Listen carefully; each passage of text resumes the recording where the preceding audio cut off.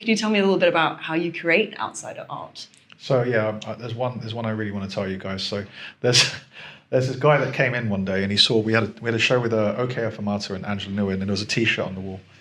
And he's like, oh, I'm a T-shirt printer. And he started getting into this whole thing about T-shirt printing. Started chewing my ear off. I'm like, okay, but what else do you do? And he goes, oh, I do drawings. And he showed me his folder of drawings, and they're brilliant. They're like Robert Crumb-esque drawings. Oh, gorgeous. Of just like random people, like family members. And then he had loads of this like Chinese guy. And I was like, why have you got so many of this old Chinese guy? He goes, oh, that's my grandmaster. And big mistake. I shouldn't have asked him that, because he chewed my ear off about another 2 hours about Kung Fu.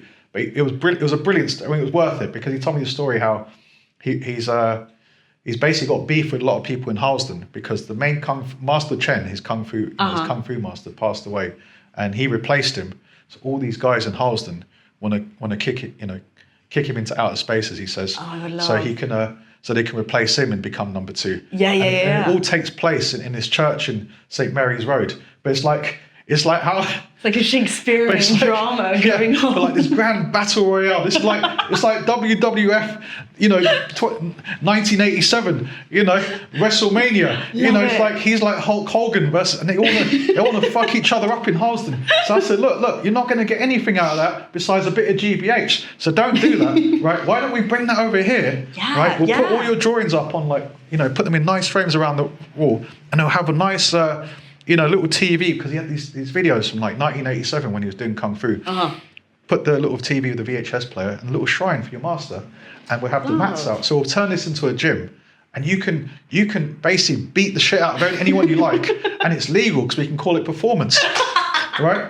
So I'm like, we got to do this. This is gold. Oh, when was this? So no, it's going to happen. It's going to happen. It's one of our upcoming shows. So we're going to call it Chinese Roulette. Chinese Roulette, amazing. Yeah. So that's the night of the show, and it's going to be him.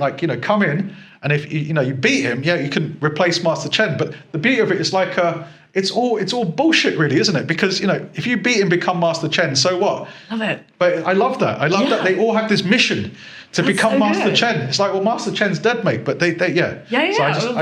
But you can spin that really nicely. It's like ideas of masculinity and competition and the press release writes itself. Yeah, exactly. That's so good. Yeah. So that was going to be our next gallery weekend show.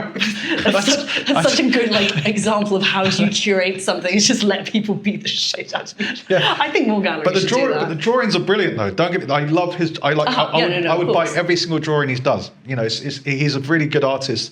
On top of maybe potentially a good Kung Fu man or not. I mean, he must be. He's still alive. Yeah. After still kicking. Nearly 40. Yeah, exactly. Yeah. He said one guy wants to kick him into outer space. I was crying when he said that. But anyway, so that's how we work with some of these outsider artists. We find ways to help them channel their repressed anger and turn it into performance art. Yeah. Oh, amazing.